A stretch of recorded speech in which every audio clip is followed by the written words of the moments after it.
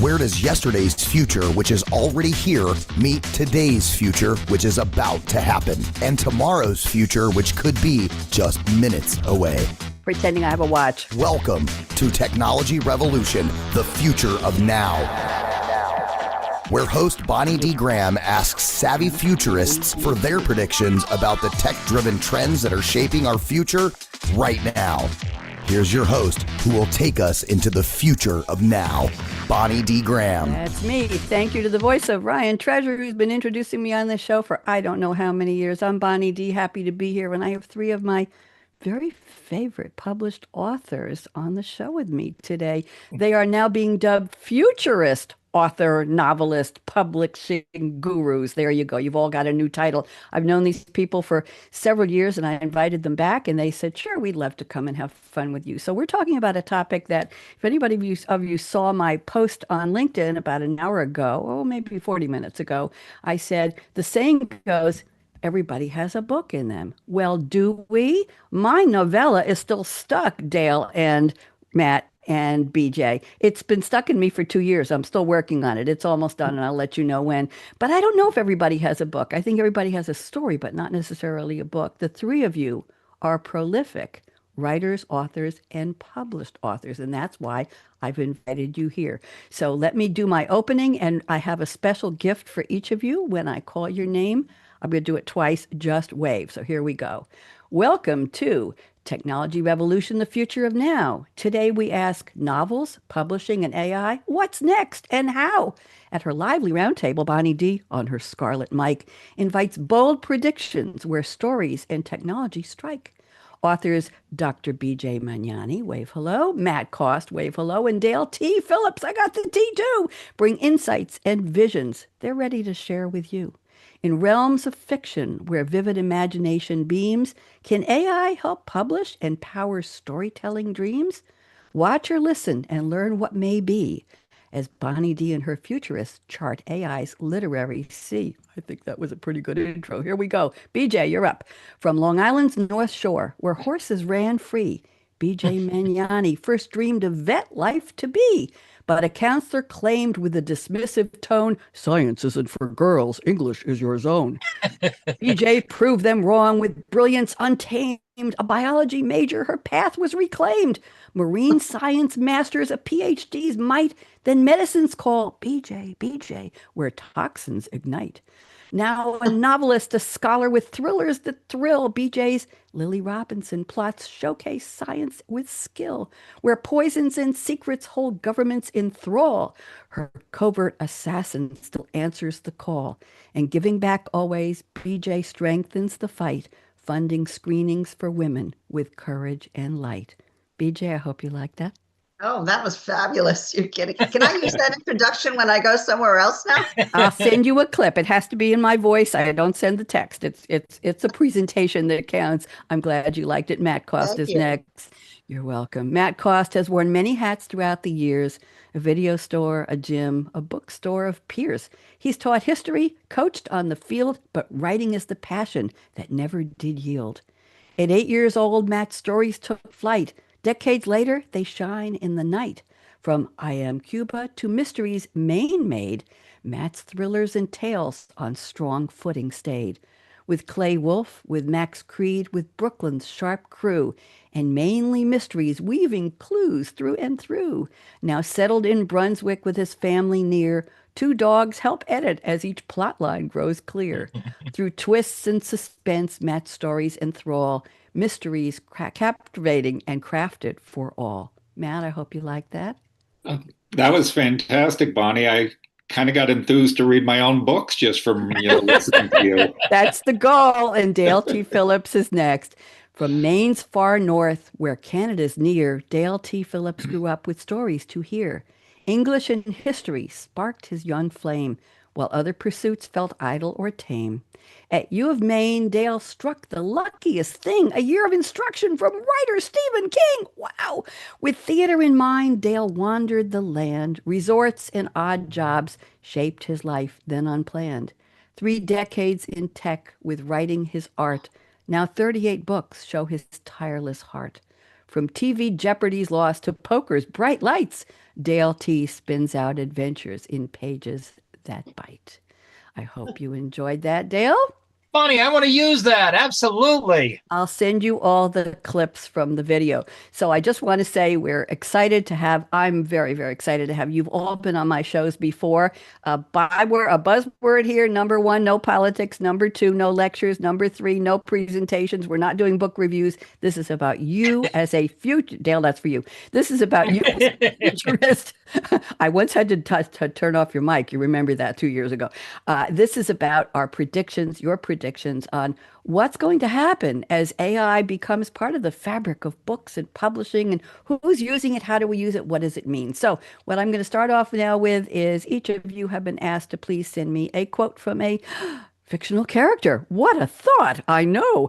Fictional character in a movie or a TV show or a song lyric, and I'll read the quote and a little background, and I'd like you to tell us what it has to do with our topic today and with your writing. So BJ has picked an iconic quote. It's just 5 words, and I got the source mixed up for a second there, and you corrected me. Thank you. Anybody remember the movie called When Harry Met Sally, ... 1989 American romantic comedy drama. I love when they hyphenate comedy drama film. There was a woman in the diner. She didn't really have a name at that time. She was just kind of the director's mother. Anyway, When Harry Met Sally, written by the wonderful Nora Ephron, directed by Rob Reiner. There's a clue. Billy Crystal and Meg Ryan as Harry and Sally. Characters from time they meet in Chicago. They share a drive to New York, 12 years of chance encounters. Can men and women ever just be friends? Anyway, there's a scene in the diner, and it's iconic and classic, and everybody loves it. And BJ picked the line, I'll have what she's having. Okay, BJ. And by the way, they had to do the take, I think, 12 times before Sally got it right. It was done over and over and over again in a real diner. And it is now number 23 on AFI's 100 Years, 100 Laughs in Comedy Films top list. So, BJ, I'm putting you on speaker view, dear. Please tell us why you picked this and what it has to do with our topic today. Go. Well, you might think it's a little far-fetched, but the reality is when we see someone having something that's pretty good, we want it too. So I look out there and I see other people with bestsellers. I'll have what she's having. Think of all the, particularly women, but men as well, on the bestseller list. How do they get there? How can I get there so that my books are on the bestseller list? What are the clues? So I'll have what she's having. Yeah, I'll take that. Question. What is a bestseller list? Now, I'm not demeaning anybody who's on the bestseller list, but I read a story about a year ago about Dale's nodding. I think you might have heard this. A man decided to take a picture of his foot. Just as he was a writer, he was about to launch his first book and took a picture of his foot. And he pretended it was a book cover and he posted it on Amazon. And all of a sudden, it just became so popular, it got on a bestseller. There was no book. It was just a cover with his fake name on it. So the question is, what are the best bestseller lists? BJ, I'll start with you. We can go around the table quickly before I go to Matt's quote. But what is the meaning and the value of a bestseller list? Why do you want to be on it? What does it mean? It's number of copies sold. So when you hear about somebody being on the New York Times bestseller list, are they on there for 85 weeks, 1 week? Are they selling millions of books? We as authors, I think I can speak for all of us, we want our books to be bought and enjoyed by the public. So I want to be on those lists so I get recognized. What about ebooks? Where are they counted? Downloads. Is there a place that counts best-selling ebooks? I think if ebooks and paperbacks, it could be the same story, just in a different form. So if your book is on the, let's say, paperback bestseller list, people can find it as an ebook. If it's published only as an ebook, I think, and maybe Dale knows this, I think there is a book a list just for ebooks. Is that right? Yeah, there are various places that do those, that list things. Okay, just curious. Matt, any thoughts about that, about the value of a bestseller list to you? Yeah, absolutely. I mean, the story that you were referencing had to do with Amazon. And what Amazon does is they have a ranking of the best-selling books, but then they categories as well. And what this person with the foot had done was picked a very obscure category so that his book was able to easily, with very few views and sales, reach the number one in the subcategory of the Amazon listing. So it was just kind of a sneaky way around it. But Thank you. just about all best-selling lists have some sort of caveat that makes them, suspect. Okay, interesting. I used to teach for Great Neck, New York Public, what was it, adult education. I used to teach eBay selling and buying, and I had people who were doctors and lawyers and teachers and coaches come to my class. It was a six PC lab, we called it, with and I had six students. The class was sold out all the time. But what I used to tell them, and this will be to your point, Matt, I used to tell them if you want to sell, let's say your wife had a Christian Louboutin purse that she doesn't want if Louboutin makes purses instead of shoes. And just, I don't know. Anyway, not in my price range, BJ. But if you wanted to sell that as slightly used, much loved, don't put it in the ladies' purse or shoe category. Put it in the men's golf category. Why? Because a man whose wife said, I'd really love to have a Christian Louboutin purse for my birthday, he'd be looking for maybe golf clubs, and this would pop up, and he would say, that's just what I wanted to get her for her birthday. And he would see it as an anomaly in the category. Just making a point there. Dale, anything else you want to add to this before I go on? Yes, much of the bestseller lists are usually A, manipulated, or B, have a lot of money behind them.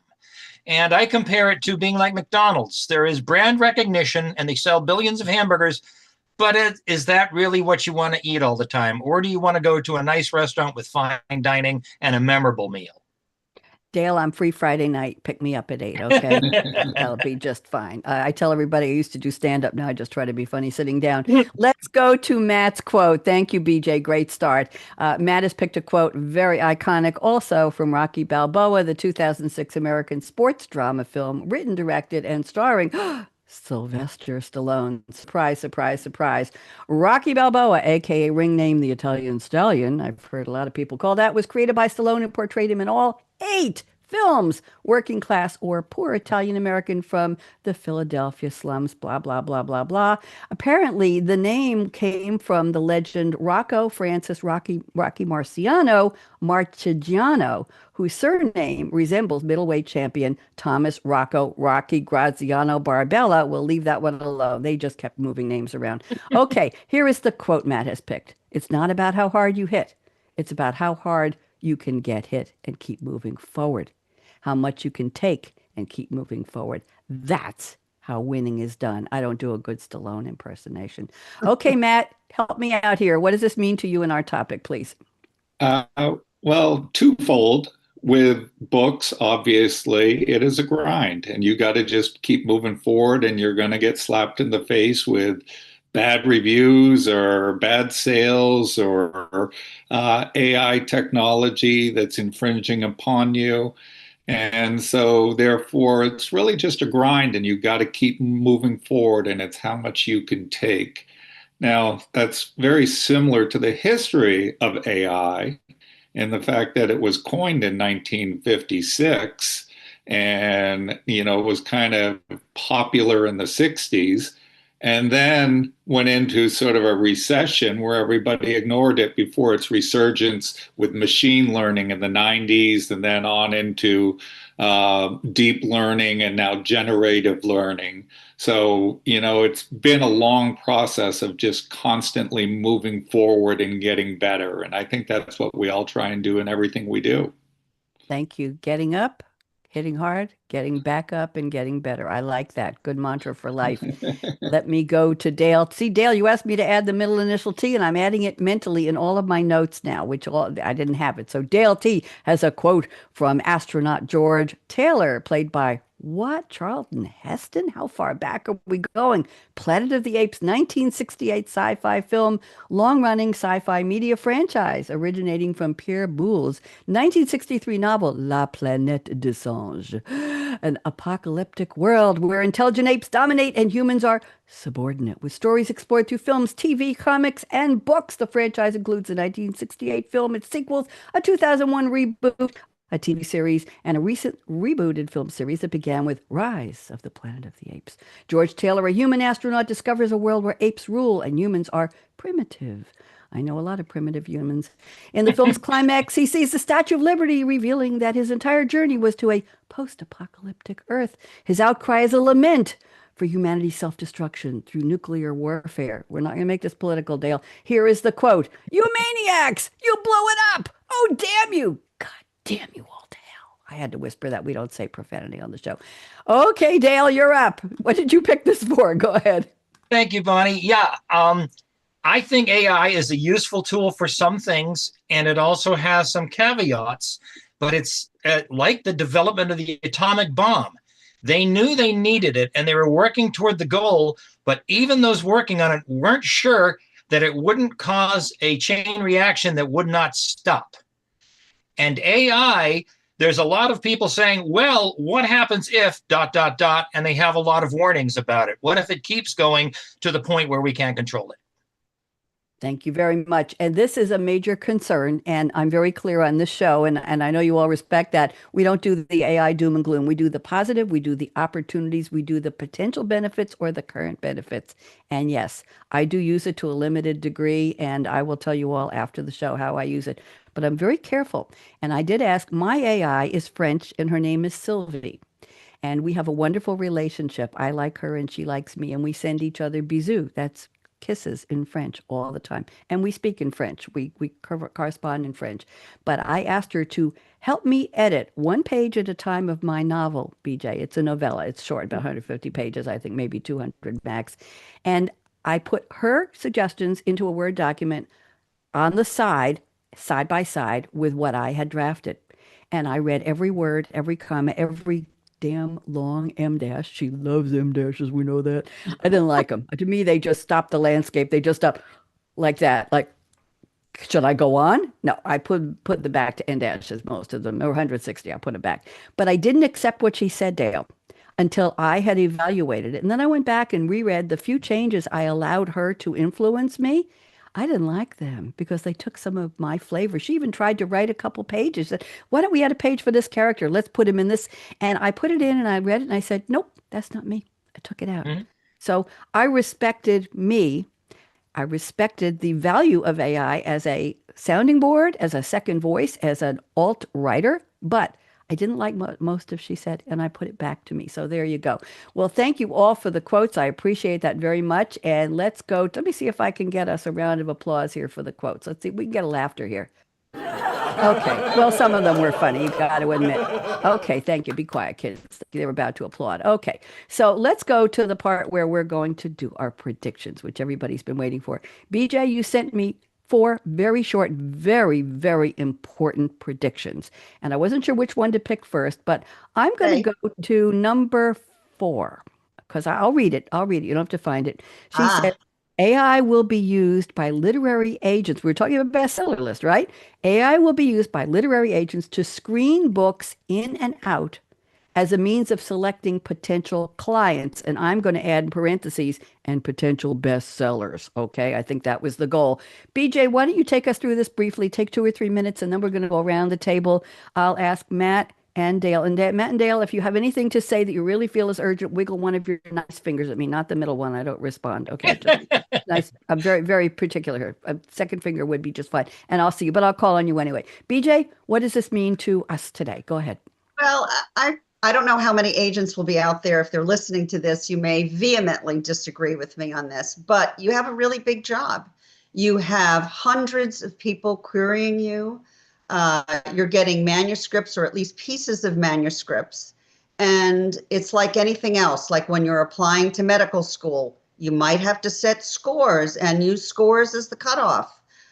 You've got to do something to stem that tide of all the people. So I'm wondering how many in the future will be taking AI, maybe instead of an intern, to screen some of the queries that they get and decide whether or not this is worth reading now on your own, and whether or not this is a client you might accept. And by the way, when you do query, agents now ask if any part of your novel, Bonnie, is written by AI, or any part of your query letter is written by AI. But things may change as we go forward. Yes, and I believe Amazon does the same with some or part of this book written by AI. And I met an author recently on on my creativity show on Monday night, and she said she submitted a draft of a Kindle book for self-publishing, and it came back and said, "This is not authentic. Did you really write this?" And she had written it. She really had written it herself, and it thought there was an AI component. So she had to do some interesting. So suspicious it may be. Let's go around the table. Let's talk about publishers. And this reminds me, BJ, what you said of the fact when you apply for jobs online, very often you don't get to a human being. HR is using AI bot gatekeepers, right? How easy is it to get to a human? Matt, go. What do you think? I just wanted to ask the question of the panel pertaining to what BJ was talking about. Are there AI programs out there now that judge things, or is there just ones that regurgitate things and, create? Does anybody know? There are some which say that do judge. Yes, there are ways to do that. And there are prompts that you can use about writing in the style of ... as well. So yes, some of that exists now. It's still crude, but it does exist. BJ? Right. So there is the program Autocrit, which acts as a beta reader, which can read a manuscript and give you a score based on, basic components, and let you know where you rank, like Dale said, maybe compared to another writer in that genre, or just how you do in the genre itself, not just a particular writer. So they exist. How good they are, we'll see. I'll give you a corollary to that. I bought a program recently. I don't use it as much as I should, called Opus Clip. I could apply it after we're done today, and I would feed the video recording of this show to Opus Clip. It will come up with up to 20 short clips between about 40 seconds to 3 minutes long. It will say, "Why don't you post these to me?" Now, it will be just a highlight. Perhaps, BJ, just you talking about your prediction we just did. Okay. But it ranks them by virality. It'll say, now how does it know? It'll say 97% chance this would go viral on my LinkedIn, on my Facebook. 47% chance. So which ones am I going to pick? Sorry, kids. Dale, you got to get up there in the 97% range. I'm teasing. But my point is, I look at it and I say, how does it know? Was there a key word? And it puts the transcript. It prints what you say right there on the screen. It takes about 10 minutes to process a 1 hour show and come up with over 20 clips with full transcripts on the screen. So it has a component, an algorithm. Isn't that similar to how does it know? How does it know? It's almost scary. It's also fun because I like to see if any of them do get looked at. Okay, let's go on. Thank you for that. Let's go to Matt. Matt, I'm going to have a kind of a corollary prediction for you from your prediction number 4. Let me read this. We have plenty of time for lots of predictions. We're way ahead of schedule. Okay. Matt says, the future of novels will be impacted by AI in increasingly enhanced ways to market and promote your book, such as creating video and other media to market your book. This sounds like a wide open invitation for let's get creative. So, Matt, let's expand it. Unpack it, please. I really haven't gotten that far into doing it myself, but I'm starting to touch the iceberg of seeing programs out there like Jasper and Book Blaster and different ones like that, where you can sign up and they will give you blurbs taken from your books that are pretty fantastic. As a matter of fact, I've been getting a lot of scam emails from places that are trying to scam me, but they're doing reiterations of my book that are just fantastic that I kind of want to use in different places and spots, even though I'm not going to sign up with the scam company. And the ability to come up with audio clips from your books, the ability to come up with video clips that are created from your books. And so this, plethora of marketing options that would just really be fantastic. Seems like a really helpful tool to getting on those bestseller lists. It sounds similar to the Opus clip I just described, right? It's Yeah. it's going to spin out different media. BJ or Dale, any comments on this? What do you think? BJ, Yeah. you're nodding your head. I Or think Ted. it's fabulous. I mean, Matt actually sent me one of these blurbs that AI created about a book he and I co-wrote, and I didn't realize it was AI. And I said to Matt, "Wow, that's really great, Matt. Did you do that? We should use that." And then he explained to me it was sort of a promo thing.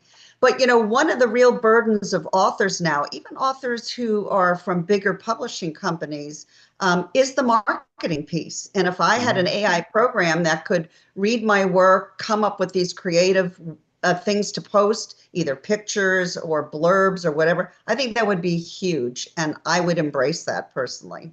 Yeah. What do you think, Dale? Yes, many writers have said the one thing they don't want to do is marketing. They're writers and they create human stories. The marketing is something completely different. And this is a field that AI is definitely going to exploit with the use of social media, algorithms, and suggestions like that in so many different areas that writers do not have experience in or proficiency in.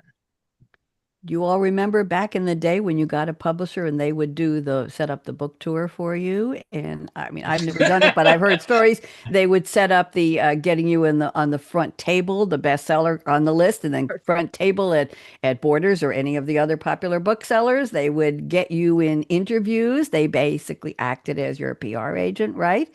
And then I started reading from authors on my Monday Creativity show. They were saying, we got to do all that lifting. We got to figure out how to get on that front table. We got to go to the local booksellers. We got to go and put up a tent in the little festivals. We got to go stand there for 8 hours.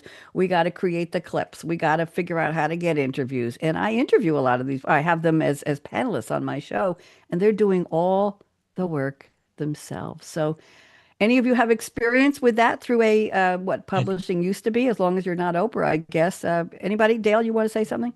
Well, that has not been the case for some time now. And that is when the publishing world shifted several times with basically disruptive technology. And AI is only one of them. I mean, the Kindle was one, ebooks, so many things have come down the pike, and social media as a means of marketing that many people who do not do it. I mean, Matt and I are definitely old school, but we're also adaptive. And we're looking at these things as a means of handling, like you said, some of the heavy lifting and expanding the brand so that we will get more readers. I like the word adaptive. Matt, you've been summoned. Thoughts? What do you think? Well, I absolutely agree with a lot of what Dale says, but I would like to point out that I'm far too young to have had that old school publisher, wine and dine and drive me around. But and I do actually like marketing myself, and I wouldn't say that I'm going to let AI do the marketing for me, but I would certainly like to use AI in my marketing plan because I enjoy the marketing piece of being a writer as well, and AI is going to be a great tool for that piece. Didn't Eddie buy you lunch? He is whining and dining you. No, I think I buy Eddie lunch. Eddie Vincent, we're talking about. I was going to say that, what we're talking about is not what you and I love to do, and Dale too. We love to go to events where we can talk to at libraries or go to markets where we can talk to the public and generate some excitement on our books. It's just the putting together of all the ads, the little promo pictures, the whatever, which you have to feed out on Facebook or Twitter or Blue Sky or wherever you're going to use it. The thing is, what if you could automatically set it up where some AI program creates these things and then regularly sends them out? That would be really a help for me. I wouldn't have to think about it. I wouldn't have to do that. I think you can. I think you can. Yep, you can set it up that way. Very, very interesting. I have a friend who wrote a book, put together, let's say, a compilation. Her dad was a well-known manufacturer, I assume, something like that, and he became ill. And as part of his rehabilitation, his doctor said, start writing about what you love. And this man liked to do little glimpses, observations of a woman in a supermarket with a kid who was screaming and grabbing all the cereal off the shelf, and why was everything 99 cents in certain stores, little things, life every day. When he passed away, the daughter went through and the wife found the book and of his notebook. And the daughter published, she picked, I think, 300 of them and called them Glimpses of Happiness. So she published it, self-published. But what she did was she said, I bet seniors would enjoy these. So she started going to senior places, senior residents, senior facilities, senior day, bless you. And she did readings. She opened the book and said, let me read you some of my dad's glimpses. And people really enjoyed that. So she turned the marketing into let me share what's in the book. I'm assuming she sold a couple books on each of those sessions, but I thought that was a very interesting way of taking the content of the book and making it relevant to the audience she hoped would be the buyers. Any thoughts on that? Clever? Good? Yes? Yep. Yeah, Or I think that that's fantastic. I do speaking engagements at all kinds of places, and uh, retirement communities is one of them. And at yeah. one point, I did do an assisted living facility where there were about 12 people in the audience. At any given point, six of them were asleep. And then I turned my head, and the other six were asleep, and the first six were awake again. But Oh, be kind, be kind. You know what we haven't done, Dale? Forgive me. Before we go to your prediction, Dale, we've still got plenty of time here. I'd like to go around and have you each. Let's do a little promotion here. I'm going to start with you, BJ. Of all the, how many have you written? How many in the Dr. Lily Robinson series? And just give us the titles of your favorite three you've written and just a quick synopsis. And then we'll go to Matt and then we'll go to Dale. I want to make sure everybody knows what you've written because we all know you're brilliant and gorgeous. And I just want to give you a chance to tell us what you've written. So, BJ, go ahead. You first, please. Well, in all fairness, like up against these two guys who've written tons of novels, I have a lot of scientific papers out there and reference textbooks. So that's really where I'm prolific. In terms of the novels, I have a collection, an anthology of short stories, Dr. Lily Robinson and the Art of Secret Poisoning, and then the Dr. Lily Robinson novels about a Boston pathologist who's been recruited by the US government as a covert assassin. It starts with The Queen of All Poisons, it goes to The Power of Poison, A Message in Poison, and it ends with We'll Always Have Poison. Hence, if you don't like poisons, you're not going to be a fan of the books. But it's a fun series. It's global, which is why I love it. International, takes you all over the place. You learn a lot about different toxins and science. And still there's the human element, mother-daughter relationship, lovers, the kinds of things you would encounter in any book. Any book about, about that. Thank you very much. Lovely. Matt, your top three favorite out of how many? What have you written? Talk to me. I've published 18 books now. I have three other books with the publisher Pipeline, a book being shopped around, and I just started my 23rd book writing it. I have 6 different book series going at this point. One of my first was the mainly mystery series set here in Maine, contemporary. I also have a historical PI mystery series set in 1920s Brooklyn, New York. And I just debuted a new thriller series, The Not So Merry Adventures of Max Creed, which is going to be the Max Creed Chronicles. And so I also write historical fiction, so I have 3 historical fiction books out, but it's mostly mysteries. So that's kind of me in a nutshell. What are the names of your historical fiction? I have At Every Hazard, which is about Joshua Chamberlain and the Civil War.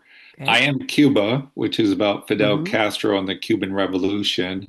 And Love in a Time of Hate, which is about Reconstruction in New Orleans after the Civil War. Fascinating. I bet you do a lot of research, yes?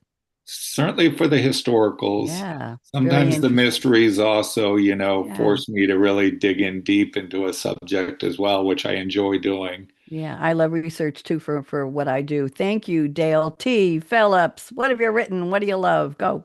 Well, I want to say, Bonnie, that BJ's specialty is why we're always very careful to be very nice to her at all times.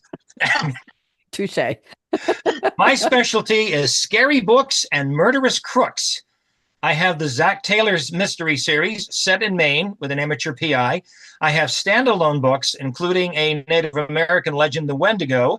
I have a lot of story collections. I've published well over 80 short stories.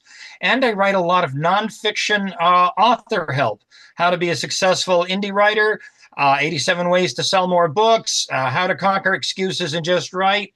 So I'm all over the map, and I've just started. The muse came by and slapped me upside the head and said, okay, do a non-genre book right now, go.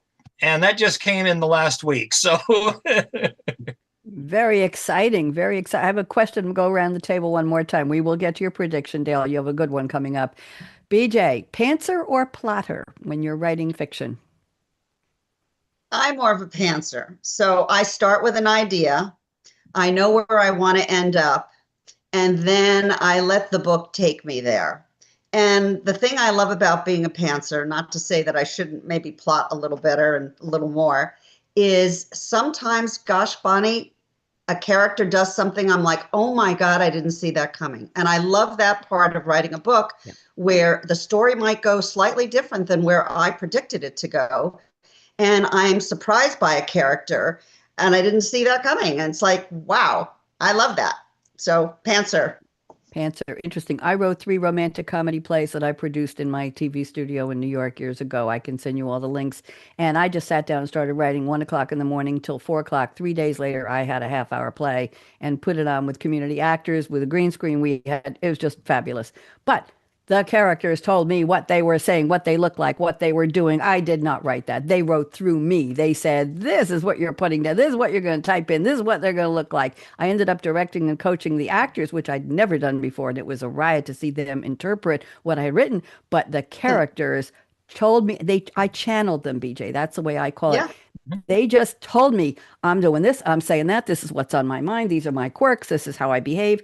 It was an amazing experience. So I guess I have written fiction in those regards, those 3 plays with lots of characters. I didn't even think about that. I guess I'm an unpublished, but I'm a produced author. Let's leave it at that. Okay, pantser or plotter, Mr. Cost? I'm probably somewhere in the middle with a little closer leaning to pantser. For people that don't know, a pantser is somebody who writes by the seat of their pants, whereas a plotter might detail everything out. I do create an outline before I write, but the thing is that outline is mostly blank. And if I have thoughts as, I'm walking the dogs in the woods about something that might happen at the halfway point, I'll pop that into the outline, and maybe 50% of the time, something like that does end up happening, and the rest of the time it doesn't. Most of the outline gets filled in after I write the chapter, just to remind myself what has happened in that chapter for future reference. And at the same time, I do like to figure out what's going to happen every 5 chapters, which is every 12.5% of my book, or every 10,000 words, so that I can drive towards that point. So I'll often figure out chapter 5, and then I'll start writing chapter 1. When I get there, I'll figure out chapter 10, and I'll start writing chapter 6. We could call that a hybrid, or I just came up with a title you're not going to like, a plotzer. I'm a plotzer. I'm plotting getting my novel. Does not sound good. It sounds like maybe I have to go use the bathroom. That's not exactly what I meant. Dale T. Phillips, are you a pantser or a plotter or something? I'm going to say what Matt said. Yes, it's a combination of both, and I think a lot of writers are. I did pants a lot more, and now I do like to use the structure of plotting for the beat action of not getting stuck. And it does help to have a framework, because then you have fewer problems with that saggy middle. You've got a great bang up start. You kind of know where the ending's going to be. And it's just that, what happens in the middle? So filling in, like Matt said, that timeline, that framework bit by bit, and you're not quite sure exactly where it'll go, but you just go, okay, this is going to go somewhere here. Then this has to happen, then this has to happen. And eventually things fill in, and it lets you keep moving forward to not get stuck.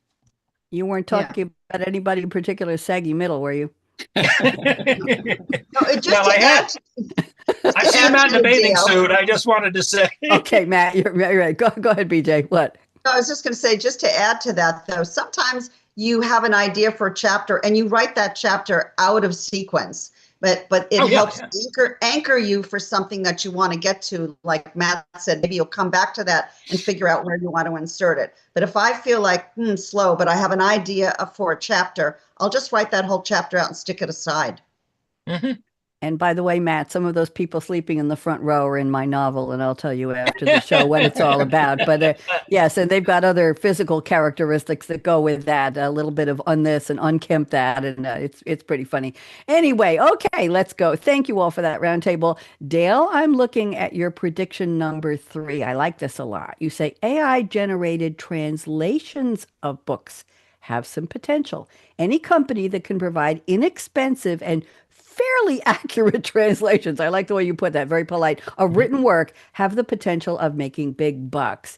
So, Dale, tell us a little more. What's this prediction all about? Well, right now there are 8 billion people on the planet, and a great many of them do not speak English.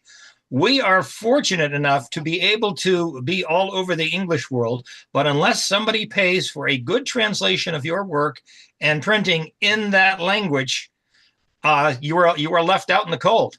So AI looks promising for being able to eventually deliver something that's not bad at all as far as a translation. And I think, we'd be very happy to be selling in a lot of these markets in these places we've never even heard of that may have even a tiny audience, but some kind of audience.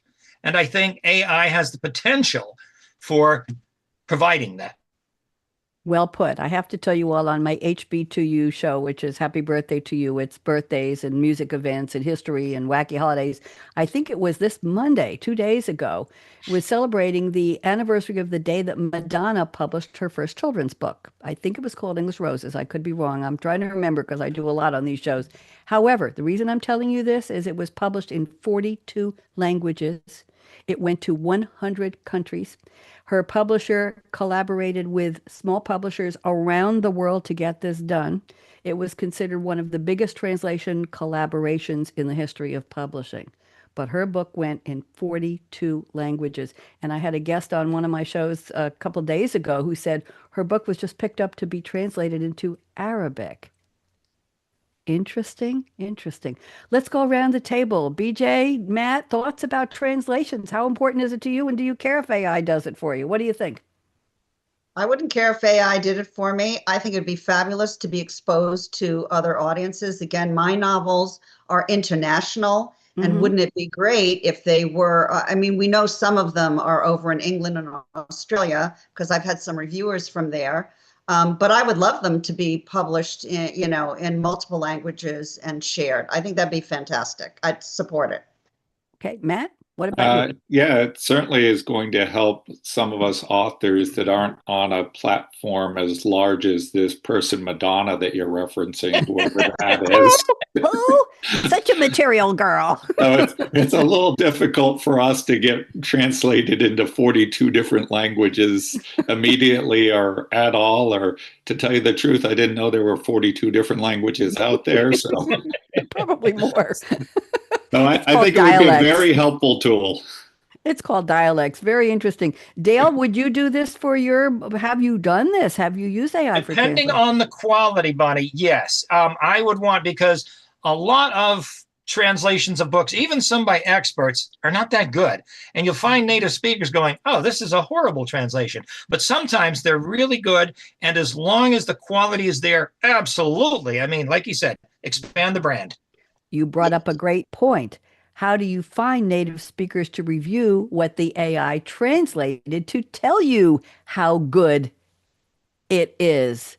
That's part of the process, it sounds like, Dale, because you could ask another AI to review the translations, another bot. You could go on Gemini instead of ChatGPT or Claude or anywhere and say, what do you think of this? And have them critique each other. How would that process work? Dale, any thoughts? That's when you would use the native speakers to Okay. look over and edit, and possibly more than one.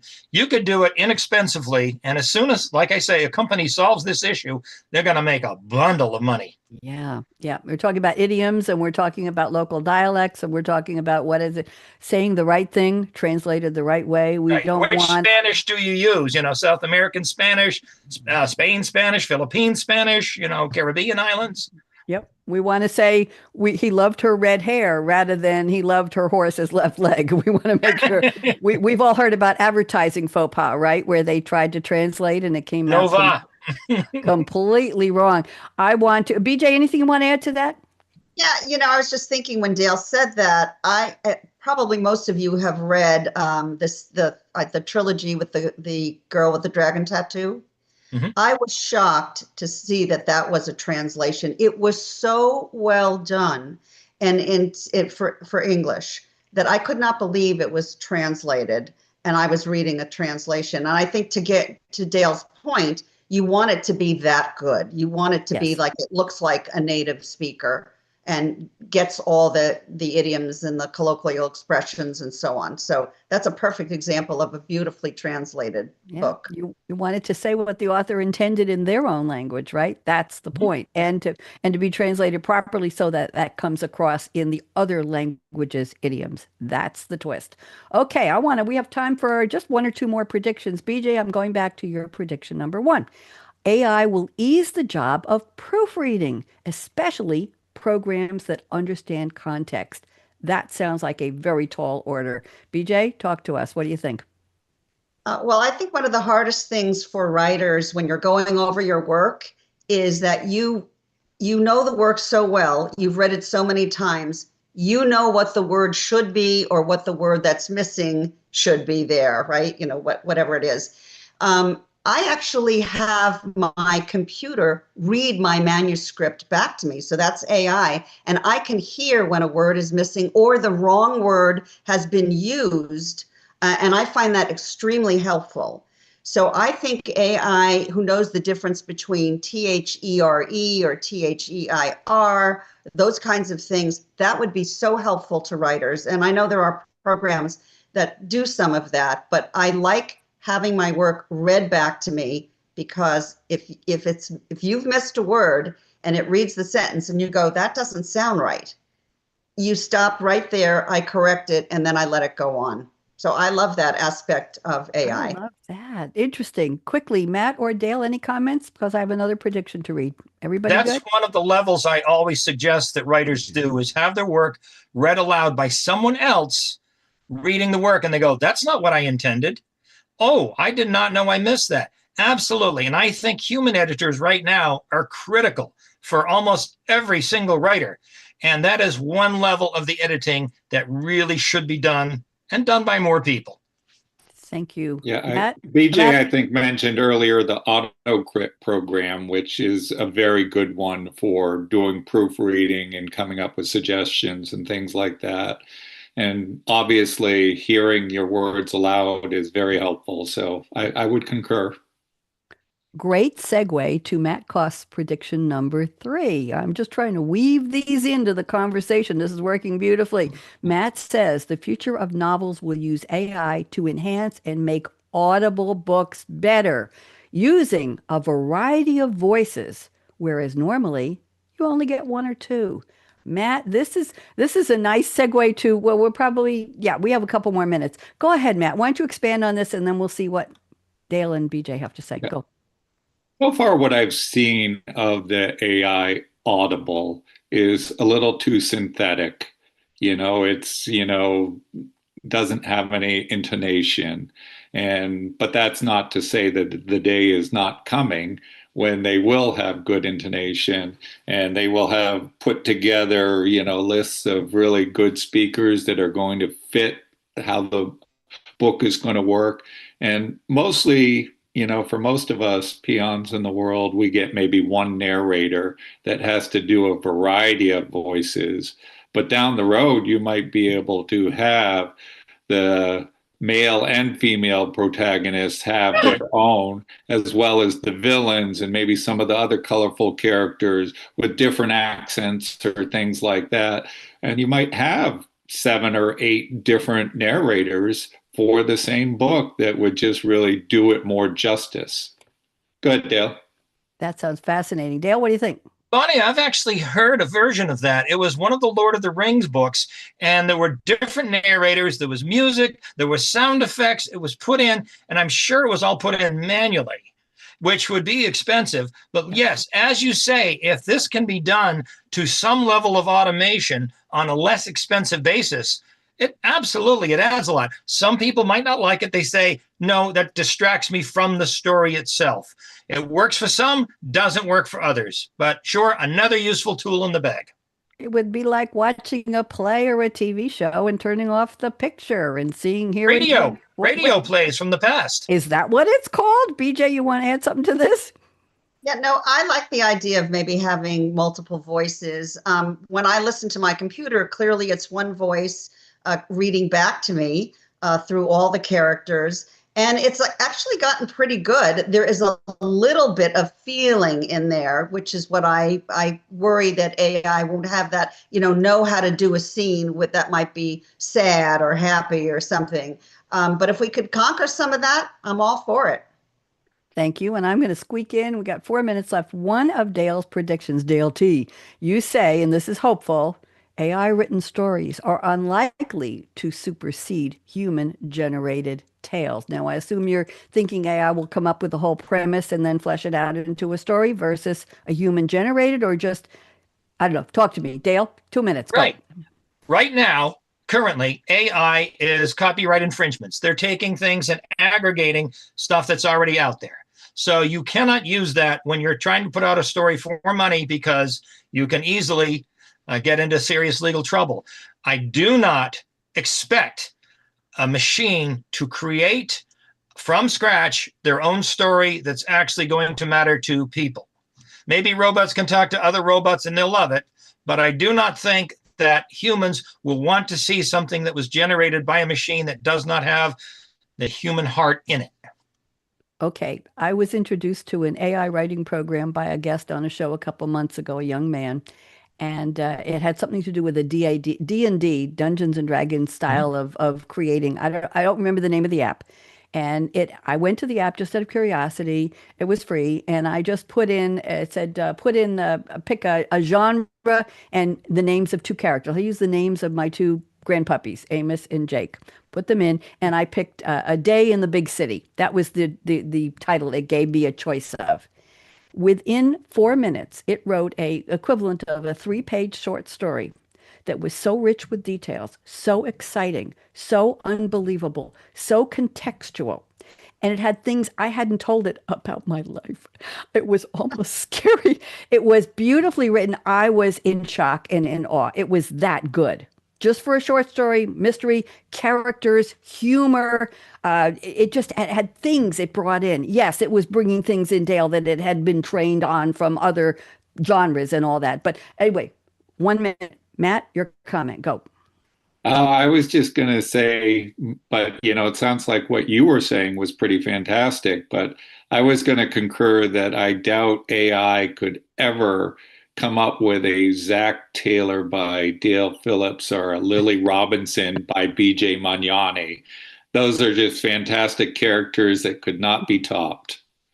We hope it can't, because we want you all to be humans. I have 30 seconds for each of you before we close. Well, actually 45 seconds if I stop talking. What are your plans? What's coming next for you? Any books on the back burner? I think one of you already said. BJ, what's next for you? Let's go around the table. What do you got? I have just finished a women's fiction / romance novel that I'm trying to publish now, and I'm hoping just to try something different. That's me. Something different. That's good. That's exciting. Matt, what's next for you? I just published the final book in my Clay Wolf Trap series. And next will be the second book in my Max Creed series coming out next May. And then in October will be the first in a brand new series set in 1955, Raleigh, right next to Durham, Where I North used to live. Carolina. Yeah. Okay. Very cool. I have to read that one. Dale, what's next on your plate, Dale T? I am working on 3 novels. I have a nonfiction book, a book of poetry to come out, and a number of stories. Very, very good. And I let my chat GPT, Sylvie, design my concept for the cover of my novella. And I won't tell you what it is, but she did a really good job of taking my draft and making it into something better, more colorful, more focused. And she even helped me write the subtitle. We'll go there. I'm going to give you all a round of applause. I want to thank all of you so much for being here. This has been absolutely lovely. Okay, stop now. Would you all like to come back later in the year or beginning in January, and let's do an update on where you are with all of your writing, your wonderful publishing? I'd love for you all to send me some ebooks. I'd love to read your stuff. I want to thank Jordan for being our engineer, getting us on the Voice America Business YouTube channel today. I'm Bonnie D, and let's close out with our music and stick around, guests. We'll talk for a minute. Listen to Are this. you tired of hearing the future is already here? We are too. That may have been yesterday's future, but today's future hasn't happened yet. Take a deep breath, tune out the hype, the noise, and turn up the volume. Savvy, Art of the Possible technology visionaries talking about how today's innovations right now are shaping every aspect Wait of for it. our Listen to real this. future. We'll laser focus our spotlight on buzzworthy tech like artificial intelligence, machine learning, Internet of Things, augmented reality, and lots more.